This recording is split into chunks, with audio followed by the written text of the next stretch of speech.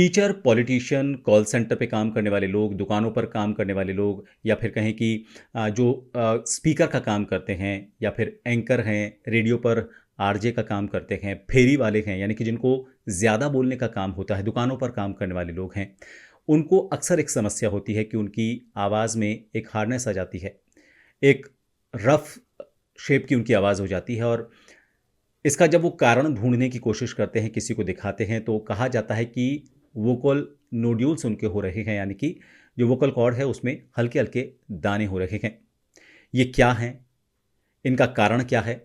इनको कैसे पहचाना जाए इस लक्षण को और इसके साथ क्या समाधान इसका हो सकता है? क्या तरीके हो सकते हैं इसको दूर करने के? उन सभी पर हम इस वीडियो में आज बात करने वाले हैं। सबसे पहले आपको ये बताते हैं कि आखिर वोकल नोड्यूल्स होते क्या हैं?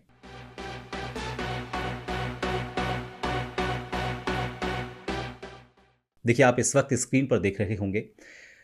इससे पहले मैं आपको बता दूं कि जो हमारा गला होता है, बोलने के लिए जो हमारा गले का अंग इस्तेमाल होता है, वो ये वोकल बॉक्स होता है, वॉइस बॉक्स होता है।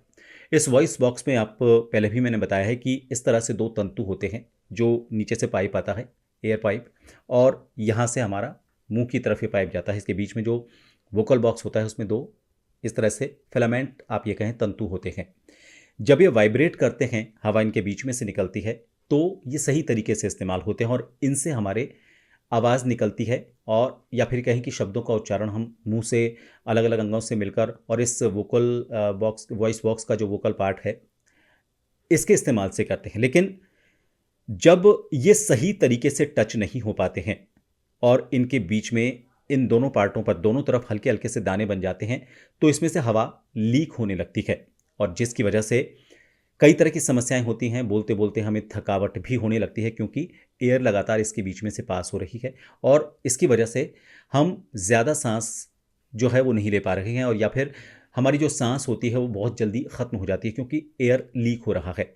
ये बिल्कुल टच होकर बंद होनी चाहिए। अगर इसके बीच में थोड़े बहुत दाने बन गए हैं तो इन्हें कहते हैं वोकल नोड्यूल्स। लेकिन इससे घबराने की ज़रूरत नहीं है, ये बहुत बड़ी समस्या नहीं है और इसका समाधान किया जा सकता है। सबसे पहले तो मैं आपको बताता हूँ कि आखिर इसको पहचानें कैसे और इसके पहचान का क्या तरीका हो सकता है, कौन से ऐसे लक्षण होते हैं जिनसे आपको ये पता चले कि आपके गले में वोकल नोड्यूल्स हो सकते हैं।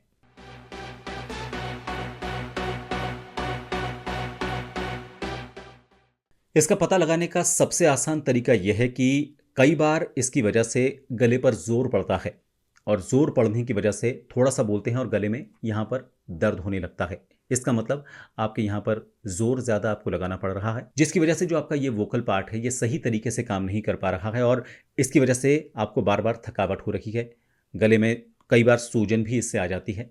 तो सबसे पहला लक्षण इसका यही है कि आप ये पहचानें कि आपको बहुत जल्दी तो थकावट नहीं हो जाती बोलने में, या फिर बहुत ज़्यादा तो आपको ज़ोर नहीं लगाना पड़ रहा है। आपकी आवाज़ में जो अ, आपकी जो रियल एक्चुअल टोन है उससे अलग टोन तो नहीं हो गया है। अक्सर सिंगर्स के साथ ऐसा होता है, वो जब हाई पिच पर जाते हैं, गाते हैं, तो उनकी आवाज़ में एक अजीब सी खरखराहट शुरू हो जाती है, जिसकी वजह से उनको लगता है कि वो सही सुर नहीं पकड़ पा रहे हैं। या फिर जब हम बोलते हैं तो हमें बार बार ऐसा लगता है कुछ अटक रहा है, बार बार हम खराश करते हैं या फिर गले में अटका हुआ सा जो लगता है वो ही वोकल नोड्यूल्स है। तो ये तो है वो लक्षण जिनसे आप ये पहचान सकते हैं, प्रारंभिक लक्षण है। ये लक्षण किसी और भी चीज़ के हो सकते हैं, लेकिन इन्हीं लक्षणों से वोकल नोड्यूल्स का भी पता चलता है।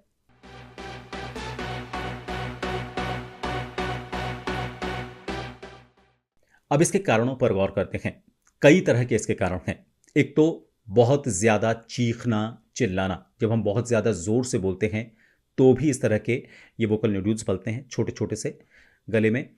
इसके अलावा हम ज़बरदस्ती पिच को चेंज करके बोलते हैं, या तो आवाज़ बहुत ज़्यादा भारी करके बोलने की कोशिश करते हैं या फिर बहुत ज़्यादा हाई पिच पर अपनी आवाज़ के थ्रो को तेज़ करने की कोशिश करते हैं, और ऐसा अक्सर थिएटर का जो काम करते हैं उनके साथ होता है क्योंकि उनको दूर तक अपनी आवाज़ पहुंचानी होती है। इसके अलावा एक कारण इसका ये भी होता है कि आपके पेट में एसिडिटी रहती है, एसिड रिफ्लेक्ट होता है। ये यहाँ पर कई बार देखा होगा आपने कि खट्टी डकारें आती हैं और उस खट्टी डकार आने की वजह से आपको यहाँ पर जलन महसूस होती है, उसकी वजह से भी अक्सर ऐसा होता है। एक इसका कारण है डिहाइड्रेशन, यानी कि गला हमारा गीला रहना चाहिए, तर रहना चाहिए। जब वो सूख जाता है और हम लगातार उस गले को बार बार फिर भी इस्तेमाल करते रहते हैं तो उसकी वजह से भी ये दाने होते हैं, वोकल नोड्यूल्स होते हैं। ये भी एक इसका बहुत बड़ा कारण है। इसके अलावा अगर आप बहुत ज़्यादा अल्कोहलिक हैं, यानी कि बहुत ज़्यादा आप अल्कोहल का इस्तेमाल करते हैं, ड्रिंक्स बहुत ज़्यादा लेते हैं, आप लिकर ज़्यादा लेते हैं, उसकी वजह से भी गले में इस तरह की समस्या होती है। फिर लोगों को एक बहुत बड़ा कन्फ्यूजन है, उनको लगता है कि धूम्रपान करने से, सिगरेट पीने से आवाज़ भारी होती है। आवाज़ भारी नहीं होती है, ये कन्फ्यूजन है। इस कन्फ्यूजन को एक तो आप समझ लें। उल्टा इसकी वजह से आपकी आवाज़ ख़राब होती है। आपको ये महसूस हो सकता है कि आवाज़ आपकी भारी हो रही है, लेकिन बहुत ज़्यादा लंबे समय तक ज़ोर आपके गले पर ज़्यादा पड़ेगा, जिसकी वजह से आप बाद में इस समस्या से दो चार होंगे। तो इसलिए सिगरेट, अल्कोहल, ये जो चीज़ें हैं, इनको आप छोड़ दें। इनकी वजह से आपका आवाज़ का जो पिच है वो ख़राब होता है और वोकल नोड्यूल्स हो सकते हैं। इसके अलावा बहुत ज़्यादा लोग खट्टा, तला और चटपटी चीज़ें खाते हैं, उसकी वजह से भी ये एसिड रिफ्लक्स भी होगा उसकी वजह से, और गले को वैसे भी उससे सीधा नुकसान पहुंचता है। तो ये वो कारण है जिसकी वजह से वोकल नोड्यूल्स होते हैं। कुछ और कारणों में एक तो हार्मोनल इम्बैलेंस जो होता है, लोगों में हार्मोनल इम्बैलेंस की वजह से भी आवाज़ का जो अंतर है उससे यहाँ पर जोर पड़ता है और ये वोकल नोड्यूल्स बनते हैं। और इसके अलावा कुछ एलर्जीज़ होती हैं।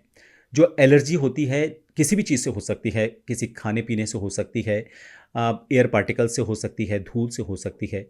इन सभी चीज़ों की जो एलर्जी होती है, किसी खुशबू से हो सकती है, उसका असर हमारे सीधे गले पर पड़ता है और जिसकी वजह से ये वोकल नोड्यूल्स हो जाते हैं।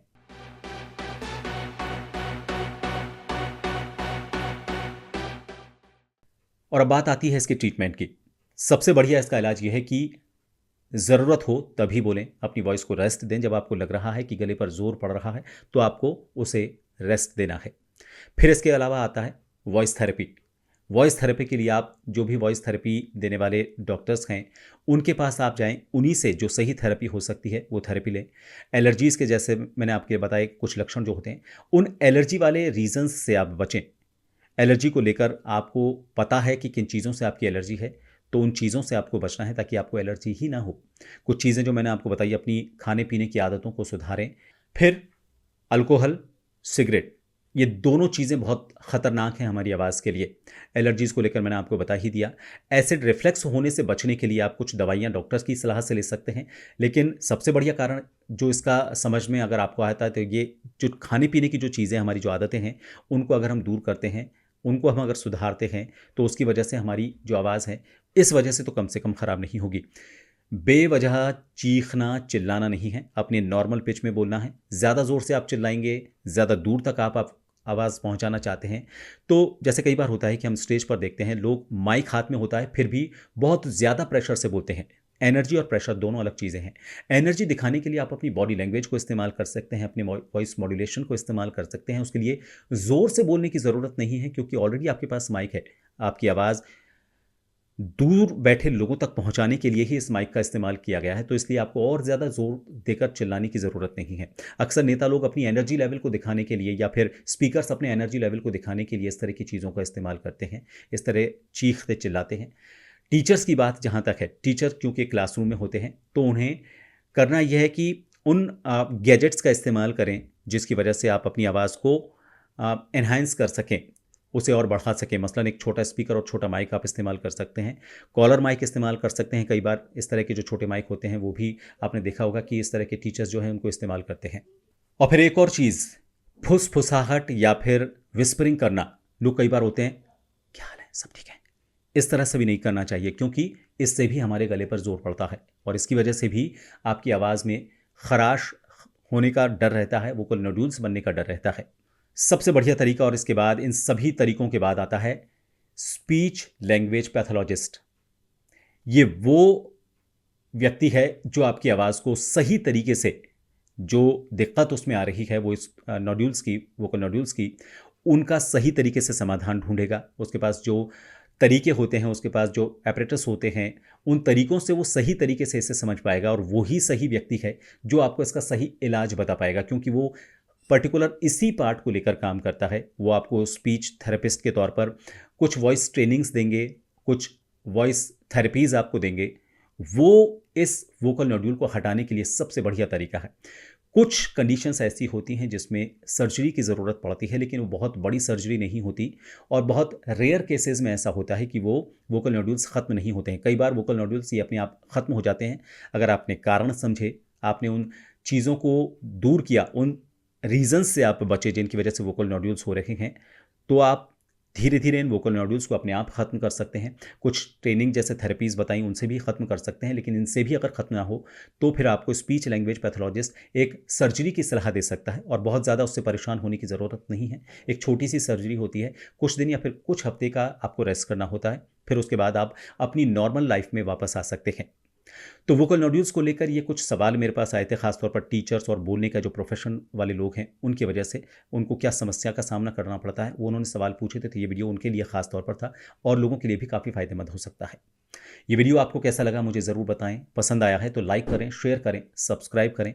इसके बाद इसके आगे जो बेल आइकन है उसे हिट कर दें ताकि जब भी मैं नेक्स्ट वीडियो बनाऊं तो अपने आप तक नोटिफिकेशन से उसकी जानकारी पहुंच जाए। आप अगर थैंक्स बटन पर क्लिक करेंगे तो आप मुझे बहुत सपोर्ट करेंगे ताकि मैं इसी तरह के और नए वीडियोस आपके लिए बनाता रहूं।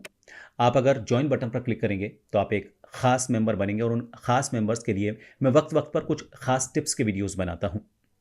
आप मेरे सारे सोशल प्लेटफॉर्म से भी जुड़ सकते हैं। इस वक्त आपको स्क्रीन पर नजर आ रहे हैं, इन सभी के लिंक नीचे डिस्क्रिप्शन बॉक्स में भी मैंने कॉपी किए हुए हैं। आप सीधे उन लिंक पर क्लिक करके उस ग्रुप का हिस्सा बन सकते हैं जहां पर ये सारे वीडियोस आपको अवेलेबल होंगे। आप अगर इस वीडियो के बारे में या फिर नेक्स्ट मैं किस टॉपिक पर वीडियो बनाऊं उसके बारे में मुझसे कुछ कहना चाहते हैं तो कमेंट बॉक्स में लिख सकते हैं। फिलहाल इस वीडियो को देखने के लिए बहुत बहुत शुक्रिया। नमस्कार।